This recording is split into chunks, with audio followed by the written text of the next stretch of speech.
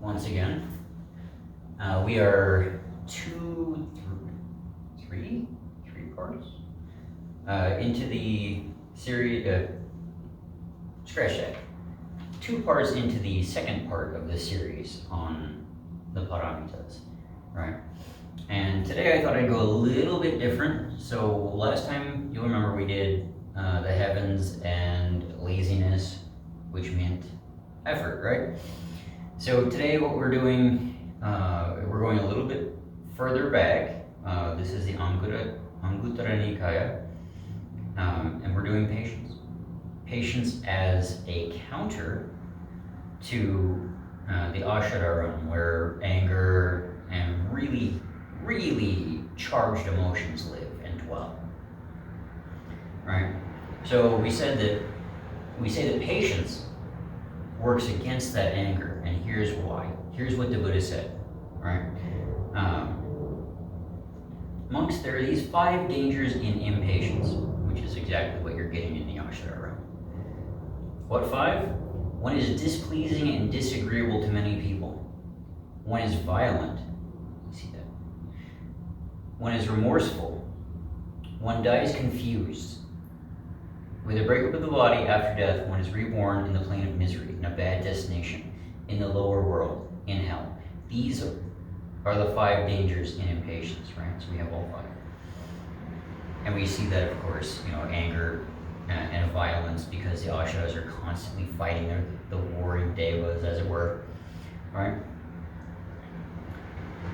Here's the Buddha's solution to that, the Buddha's fix for that, the Buddha's correction to that, or counter to that, if you will. Right?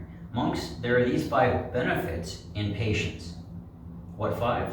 One is pleasing and agreeable to many. One is not violent. One is without remorse. One dies unconfused.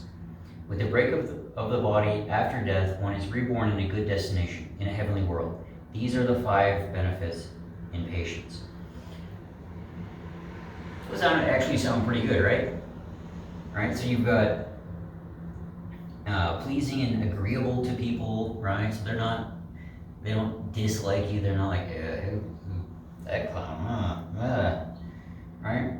You're not violent, which we see a lot in the military, right? So, one is pleasing and agreeable to many people. One is not violent. One is without remorse. How often do we go about our daily lives and we see the consequences of our actions? We're like, yeah, I shouldn't have done that. That was bad, or that was wrong, or that hurt somebody. We go through and we fail constantly, right? Most of the time it's because we're impatient, because we don't want to wait, because we want stuff done now, right? Which is, I guess, okay, but really this is better, isn't it? One dies unconfused. Oh, this one is so good. I love this one, right? So why does one die unconfused if one is patient? If you practice patience, you're going to take a closer look, a much deeper, a much longer look at everything. So you're not going to be confused because you've taken the time to really study, to really reflect, to really dig into that matter and say, this is the way it needs to be done. This is how I should do it, right? You build that from your patience.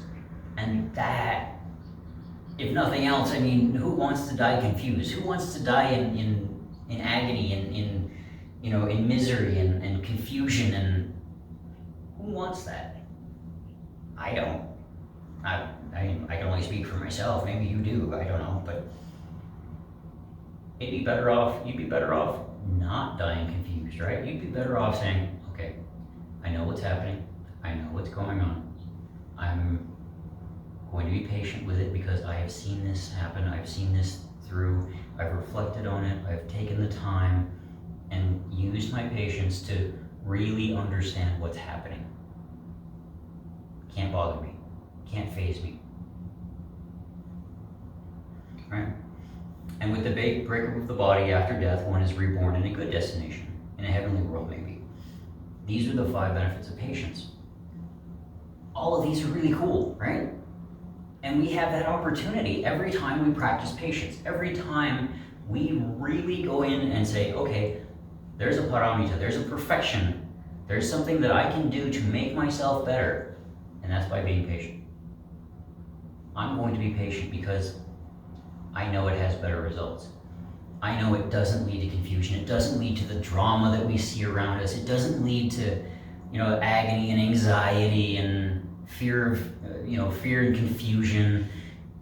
It leads to, I know what's going on, and I'm okay. You can be calm with that. You can be very relaxed and very, very centered with patience. You don't have to go about life agonizing over every stupid little thing, which, yeah, we all do that, from time to time, right? We're not perfect. That's why we perfect these things. That's why we perfect patience. Even if we're not perfect at it, right? Even if we, we give in every once in a while and say, I really want that right now. I really need to get that book or that game or that bike or that car. We can do that. We can lack the patience to do it the right way and to say, okay, well, let's step back and take a look and say, do I really need this? Do I really want? Is this a want or is this a need? Is this I must have this to survive? Or is this, oh, this looks awesome. I'm being attracted by it. I'm being attached to it. I'm grasping at it, right? Because you can go about your life like that, and lots of people do. But we have a better way, and that way is patience. Our way says you step back, you pause, you reflect, you build into your life this kind of sense of, okay, I'm going to think about it first. And that way, yeah, you're not confused, you're not anxious, you're not going about your day-to-day life living through the dramas that we see, all the time.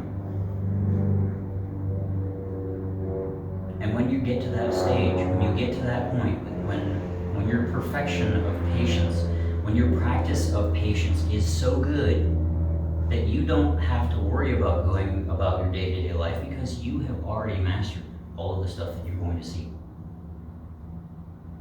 Life becomes a whole lot more relaxed, a whole lot more chill. You're not stuck in all of these highly charged, super powerful emotions, anger, anxiety, fear. You're not stuck with those. They don't affect you in the same way that they do, somebody down the street or your local celebrity or your favorite celebrity, I guess. Or, somebody who's just into the drama and they're just so into it and it's so charged and they do all this stuff. You don't have to live like that. You can live a better way, a more calm, more chill, more relaxed, more mature way. And that's really the crux of it, right? The Deva realm is the realm for those who are not mature, who have not completed the maturity process. Yeah, they may have all this extra power, all this extra strength, all that, but they're also stuck with the anxieties, with the worries, with, am I good enough? Is somebody else going to be better? Do you really need that? Do you really need that in your life? I don't think so. You know what you do need in your life? Some chill, some relaxation, some calm, some patience. Let's go out and be that example for somebody that we don't like. Let's show them what real patience means, what real kindness means, what real compassion means. Let's show them what maturity means. I'm gonna leave it there, Dumbledore. You have your homework. You have your assignment.